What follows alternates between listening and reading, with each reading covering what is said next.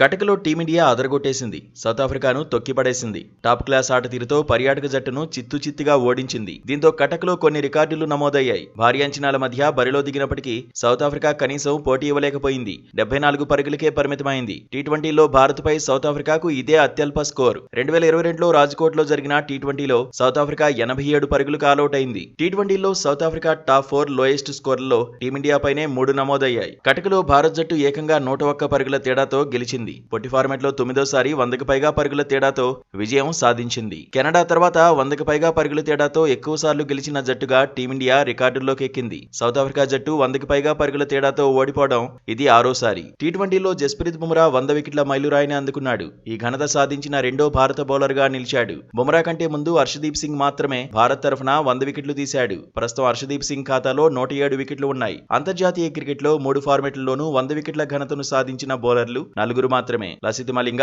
షకీబ్ అల్ Hasan, Tim Saudi, Shaheen Shah Afridi తర్వాత బుమ్రానే 3 ఫార్మాట్లలోనూ 100 వికెట్ల మార్కును టచ్ చేశాడు. టీ20లో పవర్ ప్లేలో ఎక్కువ వికెట్లు తీసిన భారత బౌలర్గా భువనేశ్వర్ సరసన హర్షదీప్ సింగ్ నిలిచాడు. తొలి 6 ఓవర్లలోనే హర్షదీప్ 47 వికెట్లు దక్కించుకున్నాడు. డేవిడ్ మిల్లర్ను ఎక్కువసార్లు అవుట్ చేసిన బౌలర్గా పాండ్యా నిలిచాడు. మిల్లర్ను 8వ సారి హార్దిక్ అవుట్ చేశాడు. పాండ్యా బౌలింగ్లో ఓవరాల్గా మిల్లర్ 70 పరుగులు సాధించాడు. Average 8.75, strike rate 127.27. టీ20లోనే మిల్లర్ను 6 సార్లు పాండ్యా పెవిలియన్ పంపాడు. టీ20లో హార్దిక్ 100 సిక్స్లు పూర్తి చేసుకున్నాడు. ఈ ఘనత సాధించిన 4వ భారత ఆటగాడిగా నిలిచాడు. 100లో 66 సిక్స్లు డెత్ ఓవర్లోనే సాధించాడు. అందులో 2 కటక్లోనే కొట్టాడు. 17 నుంచి 20 ఓవర్ల మధ్యలో ఎక్కువ సిక్స్లు కొట్టిన ఆటగాడు కూడా పాండ్యానే. 6వ స్థానం లేదంటే అంతకంటే దిగువన బ్యాటింగ్ చేసి పాండ్యా 3 హాఫ్ సెంచరీలు కొట్టాడు. ఇది కూడా రికార్డే. 5 లేదంటే అంతకంటే దిగువన బ్యాటింగ్ చేసినప్పుడే హార్దిక్ 5 హాఫ్ సెంచరీలు కొట్టాడు.